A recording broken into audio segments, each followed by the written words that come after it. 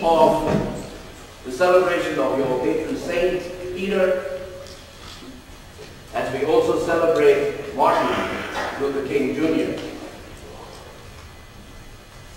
It is always a delight to come into God's presence, especially when we are guaranteed that this message that we receive through the gospel of Jesus Christ is about renewal, is about new life,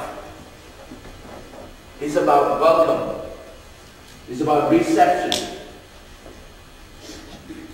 I must make sure I say this out loud to those czars and czarinas of liturgy. You may be wondering what I'm doing with this stole. I'm supposed to actually wear a tippet. I'm still waiting for it. For those of you who don't know a tippet, what a tippet is, it is a black liturgical stole that we get to wear with this outfit called Rajan and Shamir. But that you don't need to know to understand baptism. It is what matters. We come to this day with the recognition that the gospel of Jesus Christ, especially in the season of Epiphany, is about universality. This gospel that has constantly been under threat of domestication, because we have, as people of faith, often believed that it is only for us.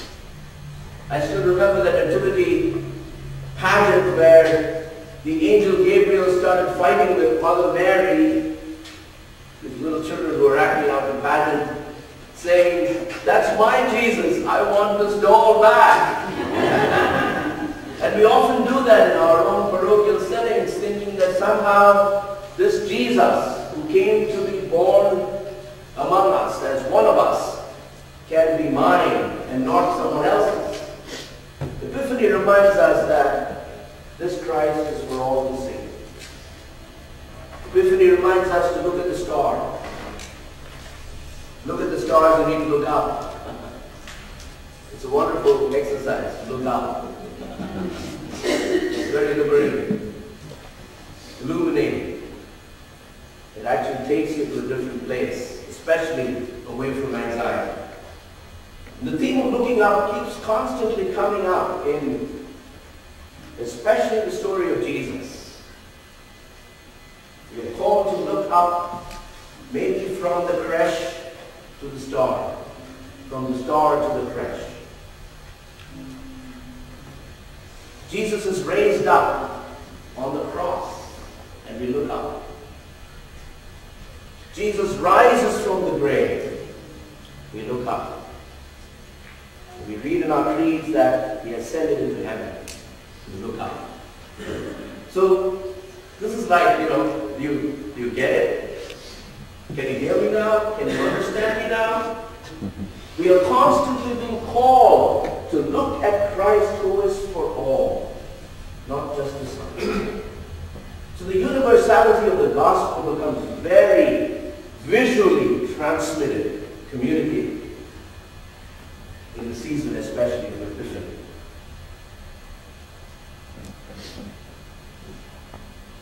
We are also reminded in the narrative that we heard today that there is a constant struggle that we live in between scarcity and abundance.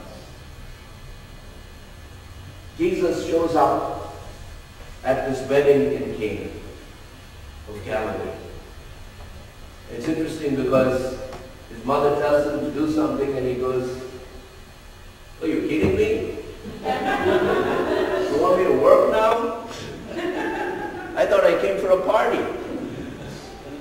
And he tries to think about some way to rationalize this and helps understand that it wasn't his time. But as good mothers do often, they plant the seed and leave. And he somehow gets to understand that he needs to do something. There is a piece in our fabric of life that constantly dances between scarcity and abundance. And as people of faith, we are constantly being called into living in God's abundance, into God's fecundity. Because God's presence is constantly pregnant with hope, with anticipation as to what might be next. God calls you and me into that curiosity, not fear about what might be next. And there's a difference, because when you're curious, you are calculating, you are thinking, you are anticipating, but you are not afraid. And the baptism of Jesus Christ calls us into that holy, secure place where we do not need to be afraid. That's why you keep hearing that refrain, especially from the angels, do not be afraid. This is good news. Do not be afraid. This is not anxiety becoming. This is good news. This is freedom, true freedom. But it comes from that place where even when things seem to be scarce, God's abundance, God's fecundity is always real. It is only the wise who can see that. And they are willing to follow a star. They're willing to change their plans when they show up at the palace and they cannot find the baby. They're willing to take another route back, totally changed. Why? Because they were secure. They knew what it meant to live into God's fecundity or God's abundance in the midst of their discernment. St. Peter's, you are being called into that experience. As individuals who follow this Christ, we are called to be in that dance with God, so that we are never making our decisions out of scarcity. You and I are too good for that, too big for that. Why? Because we are children of God. You remember the story of Lion King? Have I told you this story before?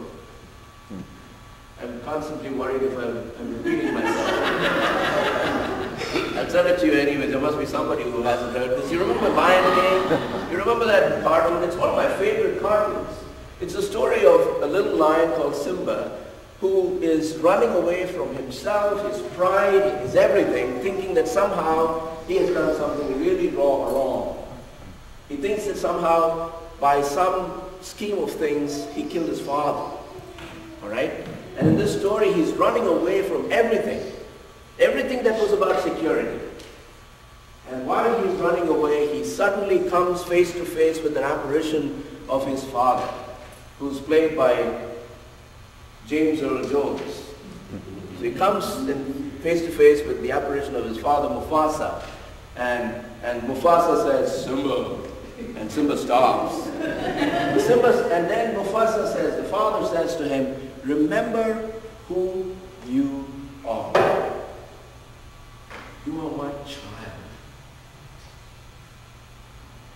No matter where you think you're running, remember, you are my child. You cannot live in fear if you are God's child. Can you hear me now? Do you understand what I'm trying to say? The baptism of Jesus Christ removes all fear. Gone. That means we live in the freedom that comes to us. That means we can embrace the fecundity of God, the pregnancy of God, the abundance of God in the midst of scarcity. Not necessarily when everything is looking hunky-dory.